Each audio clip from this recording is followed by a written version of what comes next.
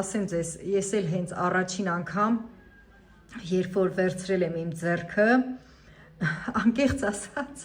հենց որ բացում էի Աստծո խոսքը կարդալու, ինձնից անկախ այսպես քունը ստանում էր, աչքերս փակվում էին, այնքան ա եղել գիրքը ձեռքիս, այդպես գիրքը գրկած, բազկաթոռի վրա քնել եմ։ Այն ժամանակ այս բնակարանում լավ կահավորված էր, բազկաթոռներ կար եւ ամեն ինչ կար, երեխեքին քնացնում էի,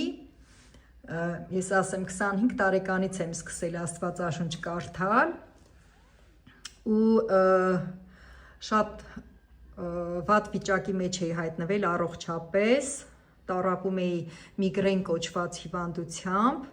որը որ ահավոր սուր գլխացավեր էր, ցնցումներ էր։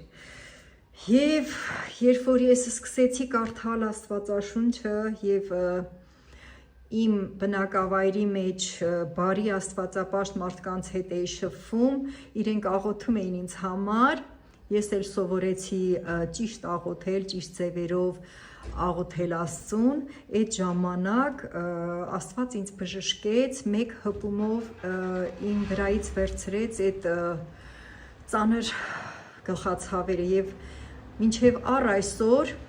ամենայն անկեղծությամբ եմ ասում, ես 1000-ից մեկ եմ որ հազվագյուտ ամբողջ ձմեռը կանցնի, ցուրտ սեզոնը կանցնի, ես անգամ մի անգամ գրիպով չեմ հիվանդանա եւ այն որ իմ բնականում առհասարակ դեղորայք ասած բանը չկա,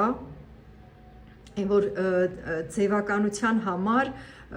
ես մեկ-մեկ ցավազրկող այսպես տաբլետկաներ եմ գնում ապտեկայից եւ դնում եմ տանը, էդ էլ տարվա մեջ, չգիտեմ, կարող է մի անգամ կամ երկու անգամ հոգնածությունից իմ գլուխը մի փոքր ցավա, ես քանի որ այդ գլխացավ ասածը իմ համար միշտ այսպես շատ վատ բան ա եղել, դրա համար ես անմիջապես հենց մի փոքր գլուխս ցավում ա, մի հատ ցավազրկող տաբլետկա եմ խմում, այդքան բան ու այդ օրվանից երբ որ Աստված ինձ բժշկել ա միգրեն կոչված այդ գարշելի այդ վատ բանից, առ այսօր անվերադարձ չկա այդ բանը իմ կյանքում։